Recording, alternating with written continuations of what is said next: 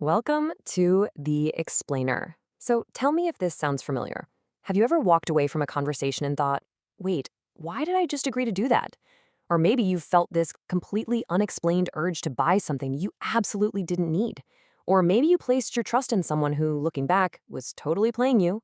Well, today we are shining a massive spotlight right into the shadows. We're going to uncover the hidden, honestly kind of invisible forces that guide human behavior. And trust me on this, what we find today might just permanently change the way you look at literally every single interaction you have moving forward.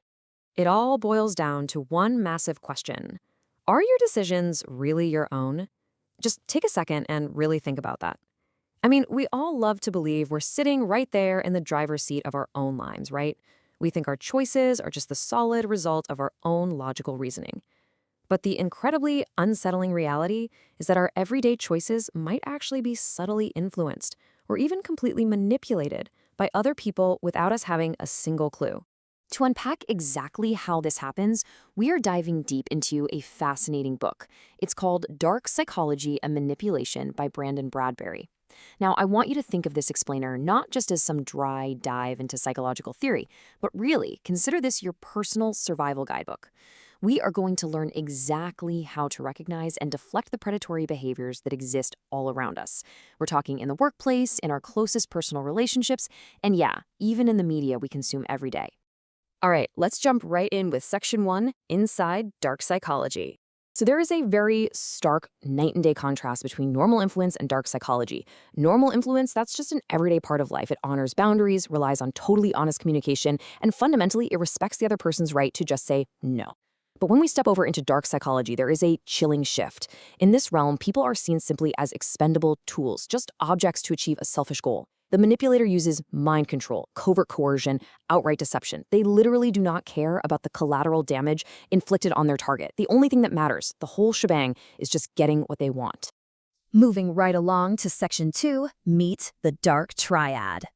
The author actually breaks these manipulative personalities down into three main traits, known as the Dark Triad. First up, we have Machiavellianism. These folks are strategic schemers. They are entirely obsessed with maintaining this pristine, perfect public image while ruthlessly pursuing their own self-interest behind closed doors. They view people as resources, or like little puzzle pieces just waiting to be exploited. Next is psychopathy. Now, forget the whole Hollywood slasher movie stereotype for a second. In reality, these are often highly charismatic, superficially charming people. But beneath all that charm, they act impulsively and are entirely numb to normal human feelings like remorse or guilt. And finally, narcissism. We aren't just talking about everyday self-love here. It's a massive superiority complex that demands absolute consensus from everyone else. Narcissists view praise as basically their oxygen, and they treat any form of criticism or pushback as a literal poison that has to be brutally stamped out. Which brings us to Section 3, are you a target? You see, manipulators are honestly just like predators out in the wild. They are actively scanning for the most vulnerable targets. And ironically, the kind-hearted, super accommodating individuals, they're usually the easiest prey. If you are highly adjusting, meaning you constantly bend over backward, just keep the peace and please others, you are a prime target. The exact same goes for anyone suffering from low self-confidence, maybe carrying some baggage from past failures, or someone who just has a really deep, paralyzing fear of being alone. Manipulators also zero in on people who harbor unspoken expectations or who habitually defer their problems, running from stress instead of tackling it head on. They know exactly how to leverage those exact traits to grab the steering wheel of your life. Let's look at how they do it in Section 4, weapons of manipulation. Have you ever read a horoscope that just felt incredibly spookily accurate? Well, that is the Barnum effect in action. It's basically our psychological tendency to accept super vague, general, and usually positive statements as being magically personalized exactly for us. Manipulators and con artists absolutely love this. They use it to manufacture a completely false sense of deep understanding. By throwing out these vague statements, they make you feel totally seen and understood, which completely bypasses all your logical defenses. The book actually gives us a brilliant example of this using a car salesperson. So imagine they size up a customer based on her trendy clothes and name-brand handbag. By making a really vague, flattering comment about her keen sense of style, basically assigning her a positive label, The salesperson makes the customer feel special and understood. And once she accepts that label, her purchasing behavior is subtly totally under their control.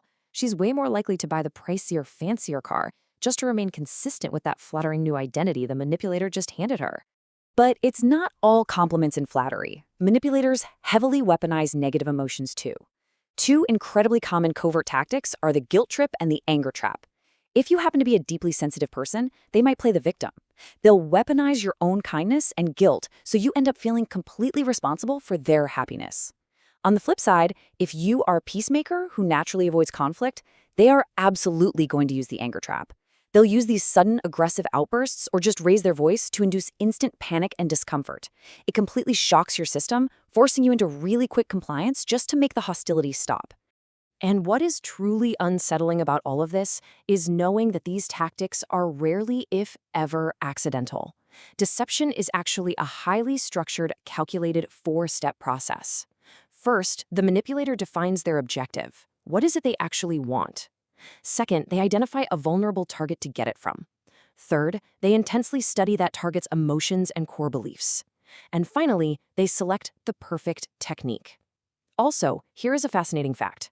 Highly intelligent deceivers almost never fabricate a lie entirely from scratch. Nope, they use half-truths. It makes the lie vastly more believable, and crucially, it limits their own mental workload, so they don't accidentally trip over their own fabricated stories. For our final stretch, let's look at Section 5, Advanced Mind Control. So traditional neurolinguistic programming, or NLP, is all about understanding how our language and sensory perceptions sort of map out our reality. It's often used therapeutically to help people overcome mental roadblocks. Dark NLP, however, it takes that exact same behavioral modeling and maliciously applies it. Dark NLP operates on this premise that human identity is fluid. A dark practitioner will identify the flaws or tiny gaps in your identity and then exploit your sensory data to literally overwrite your internal map of reality. They are manipulating you into behaving exactly according to their will. A foundational tool of this kind of psychological hacking is something called mirroring. Naturally, as humans, we unconsciously mirror the body language of the people we genuinely love or trust. It's like an old married couple taking a sip of coffee at the exact same time. Manipulators basically reverse engineer this. They consciously copy your physical and vocal behaviors to artificially manufacture that trust straight out of thin air.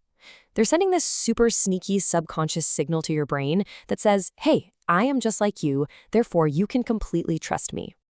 The book actually breaks down the exact, incredibly calculated steps manipulators use to pull this mirroring off. First up is fronting, giving you their complete, undivided physical attention. Second is eye contact, maintaining just the right amount to feign this really deep interest.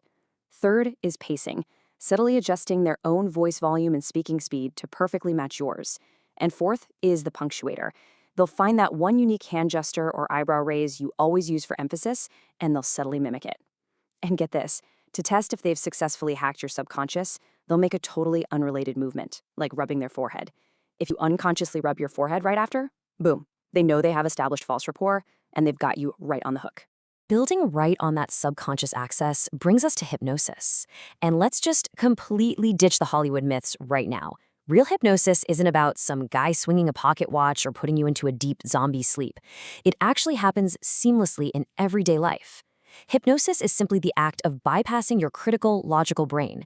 And honestly, the absolute easiest way to do that is by abruptly altering a highly familiar, comforting pattern. Think about changing a standard phone greeting to something entirely weird and unexpected. While your brain literally pauses to process that broken pattern, a tiny window opens up, and the manipulator slips a command directly into your subconscious. Another incredibly potent hypnotic tool is the Zeigarnik effect. This is a psychological phenomenon where incomplete tasks command a massive amount of the brain's attention. Think of a waiter who perfectly remembers your complex order while it's unpaid, but completely forgets it the literal second the bill is settled. Manipulators exploit this beautifully by telling you a super engaging story and then abruptly pausing right before the end.